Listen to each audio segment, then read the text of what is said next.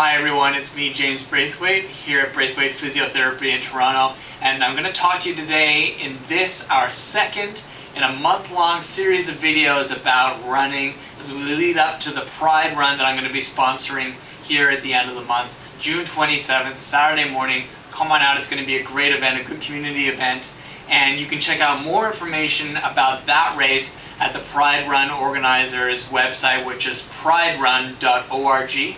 priderun.org. Go ahead and go over there, check it out. They've got all kinds of great content there for you to see as well. It's going to be a great time. I'll be there leading the warm-up. I'll be there at the end of the race with a tent and a table. We'll be stretching people out and having a good time. It's going to be a great experience. So I do encourage you to come out to that. And as well, don't forget that if you're preparing for this race or any other race and you're nursing some injuries, or there's any questions that you have about your form, I would encourage you wholeheartedly, and I invite you to come out to the Injured Runners Club, name change pending, here in Toronto, which is run by me and a bunch of other folks that we have who are in this club with me, working on our form, working on our injuries. We support each other in perfecting our form and managing any challenges physically that are coming through in our running. It's a great time, great environment, and a great community. So please do come out to that. We meet every Sunday at 5:30 p.m. at the south gate of Trinity Bellwood Park here in Toronto. So please do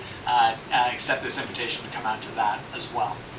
So without further ado, we're going to jump into this, our video about warming up for your run. And this is, I'm going to take you through some of the run that you'll see again if you come to the Pride Run later this month. We're going to focus on how to safely start from zero to running pace in your warm-up, which is the goal. The goal of a warm-up is to take your body slowly over a period of somewhere between 8 and 12 minutes from doing nothing, just like I'm doing right now. I'm doing a big fat bubkiss right now, all the way up to sort of running level of activity. And we're going to do that. So we're going to do a handful of exercises here, and you can follow along. Try some of these at home. Some of them will work for you, some of them won't. You can feel free to mix and match. The only goal is to get your body up to running activity levels. So let's begin then. The first exercise that we're going to do is just getting some range of motion through our upper extremities, engaging the core to start warming that up as well. And we're going to do that by doing an interlaced hand overhead stretch.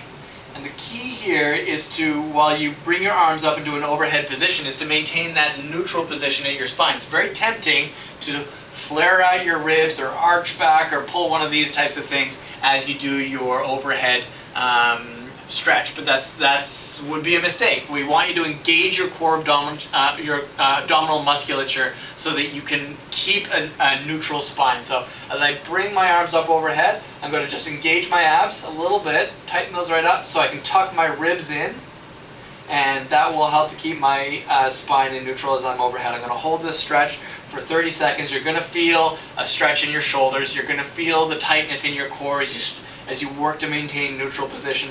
30-second hold there. Okay, start with that. Next thing we're going to do is a hand behind head and hand behind back stretch like this. Now in an ideal world, if you're flexible, more flexible than I am, you'll be able to touch your hands. As you can see, I cannot touch my hands. I don't quite have that range of motion through my trunk and shoulder girdle. It's an issue that I'm working on. You can do this too though. Again, as we do the reach hand behind back, hand behind head, we're trying to keep a nice neutral spine. None of this sort of struggling stuff. It's not supposed to be, a struggle to the end of time. It's a nice, gentle, think 4 to 6 out of 10 effort, right? It shouldn't be effortless, but it shouldn't be, a struggle to the death, as we say. So nice neutral spine, 30 seconds in the one direction, then switch sides, hand behind head, hand behind back, 30 seconds at the other direction. Okay. You're going to feel some warmth through your trunk now as you've been working your core, working your shoulder girdle. And we're now going to take it into a little bit of lower extremity stuff as well. We're going to work on a deep squat position. And I like to go down low. I'm working on keeping my feet pointing parallel and straight forward, which is a key in this squat. It's a key in running as well, having your feet facing straight forward instead of the ducky position, which, as we all know, is the cardinal sin of walking and running. No ducking, feet are parallel and facing straight forward. I get down into my deep squat position. I drive my knees nice and wide. I'm going to hold this, and then if I really want to impress everyone, which of course I always do, and maybe you do too, you can also work on extending your leg out towards the side like so. Keep the knee wide here. Don't let it collapse in. Keep the knee wide. Come out. Out to the other side as well. Ooh, that's challenging. That is challenging to do that and keep the knee wide. Not the easiest thing to do. Whew. See that? See how my knee's struggling there? Focus on keeping your knees wide while you do that as well. That's the bonus though. The getting the feet out to the side is a bonus. Just focusing on a nice deep squat is effort as well, and that's a good option for you if that's where you are. Okay, so the next thing that we're going to do, you would do 8 of those on each side. Next thing that we're doing is we're going forward into a lunge, and in that tandem lunge, I'm going to actually get low, and I'm going to work on, it's called Spidermaning, getting my forearms down to the ground. Now, the more flexible amongst you will be able to get both forearms down to the ground. Again, that's not me. This is where I am right now. So forearms down to the ground, and then back up. Other side. You would hold these for 30 seconds apiece. Just like so. Knees are nice and wide, they're not collapsing in. And then back up. So you can do 8 of those or 30 seconds. Actually, let's say 30 seconds on each side for that, one of each.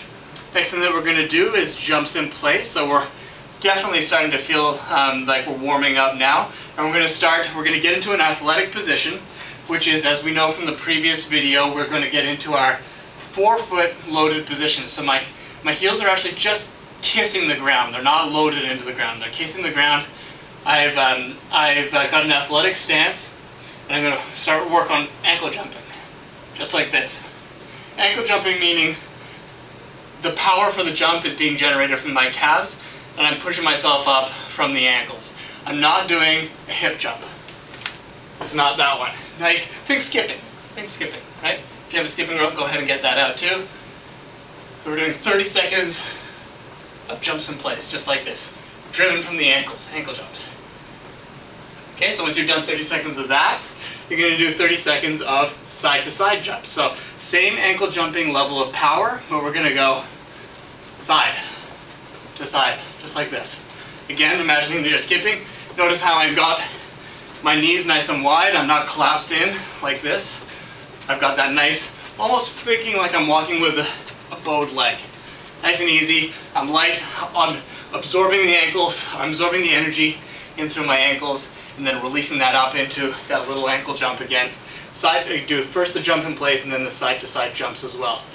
All of this together should take about 8 minutes. 8 minutes is a good period of time to go from 0 to jogging pace. You can then take that into beginning your run, and then start with a slow run pace and build it up to whatever your normal run pace would be. But that's a good, solid start to getting yourself warmed up. So if you have any questions about this warm-up or any other run-related or any other injury-related or physiotherapy-related questions, please do go ahead and send me an email, drop me a line, give me a call. Be happy to hear from you. Look forward to answering your questions. I'm James Braithwaite with Braithwaite Physiotherapy. This has been a good warm-up.